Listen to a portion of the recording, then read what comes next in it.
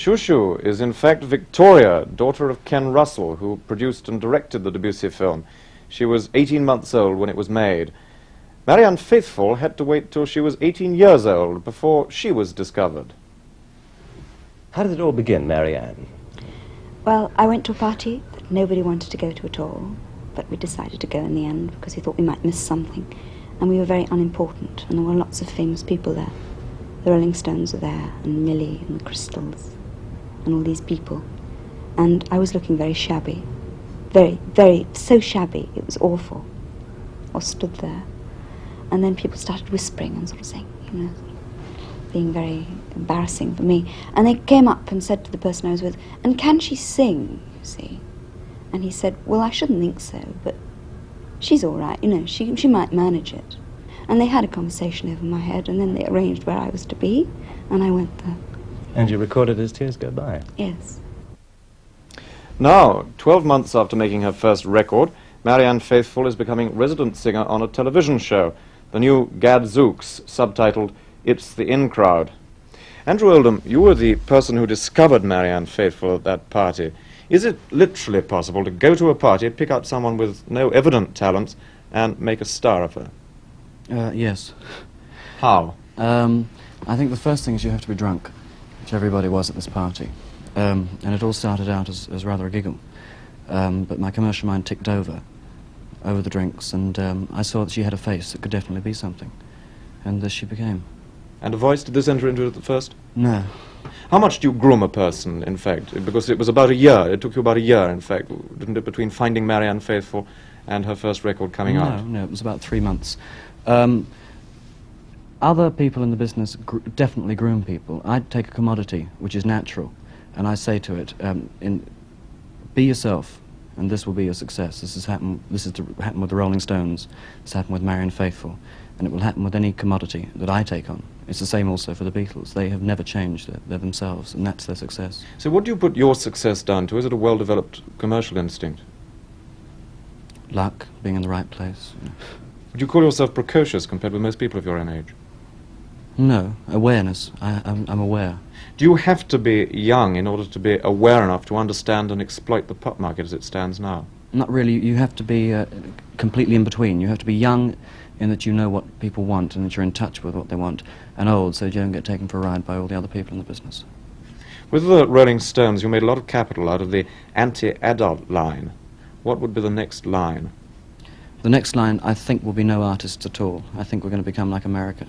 And I think the record is going to become the all-important thing. In fact, there are only 2 acts in Britain who could make a bad record and it would sell, and that is the Beatles and the Rolling Stones. The Bachelors, I thought, nearly got into that groove, but they didn't. They've now had a couple of flops because they were bad records. Do you think you'll ever become tired of being a tycoon? I'm not a tycoon, so I don't know whether I'd be tired. You're already tired, I think, of managing. Yes. Why? Well, that's basically because my temperament is not stable enough to be able to control a temperamental artist.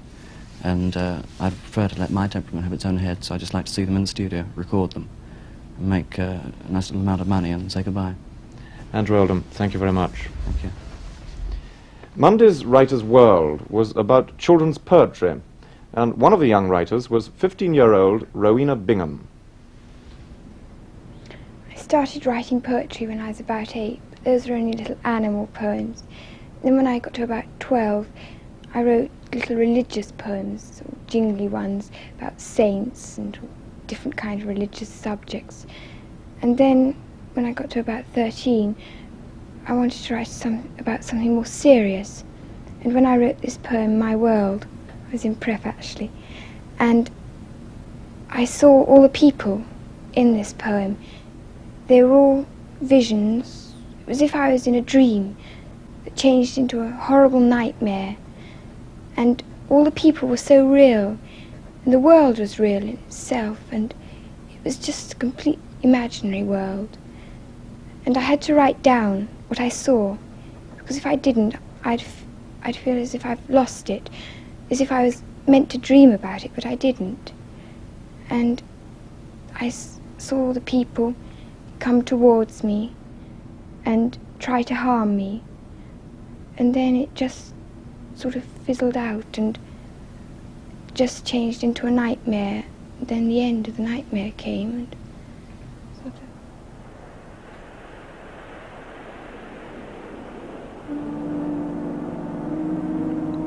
I walked into another land last night, where the airs of mystery surrounded me, where the transparent pillars supported me.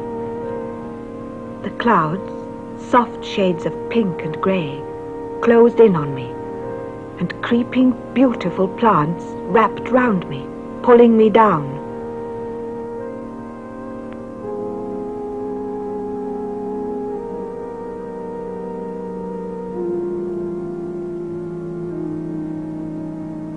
And I saw a face, so different, so kind and spirit-like, and it smiled at me.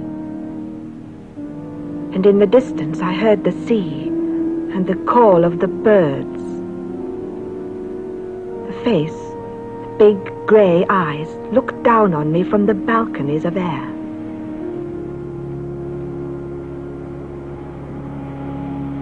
And the breeze was softly scented.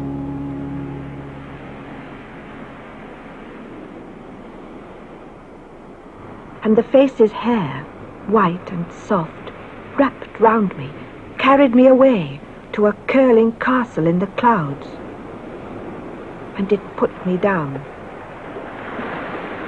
I stepped inside, floating on air like a leaf floats in the wind. And I saw shining diamonds, glittering rubies lying at my feet. They were wrapped in smoke, and they glittered out and shone.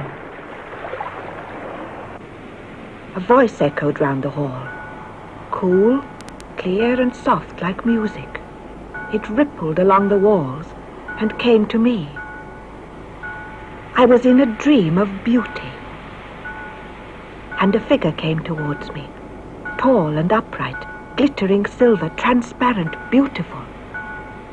The hair was smoke, and the eyes sapphires, and the long white lily hands held a rose.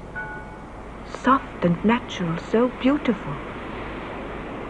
The hands gave me the rose, pressed the soft red velvet petals into my hands.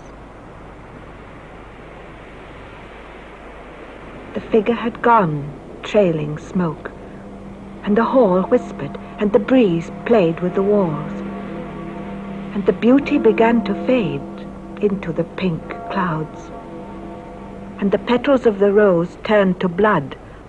The lily-white hands were cruel and bloody, and the eyes were harsh. I turned to run, but the hands caught hold of me, gripped me tightly, strangling me.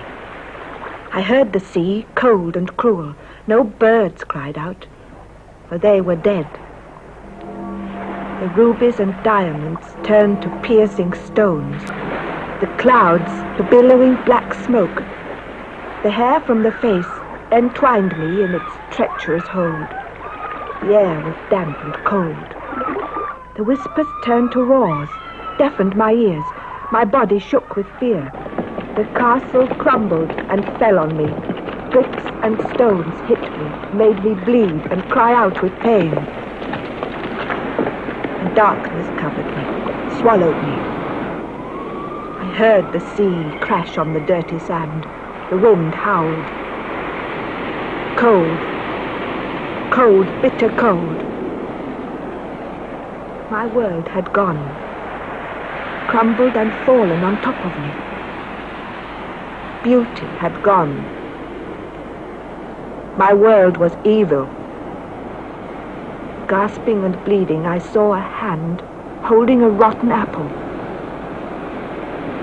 And there was a bite taken. My world was dead. I was dead. And the rose turned to thorns upon my head.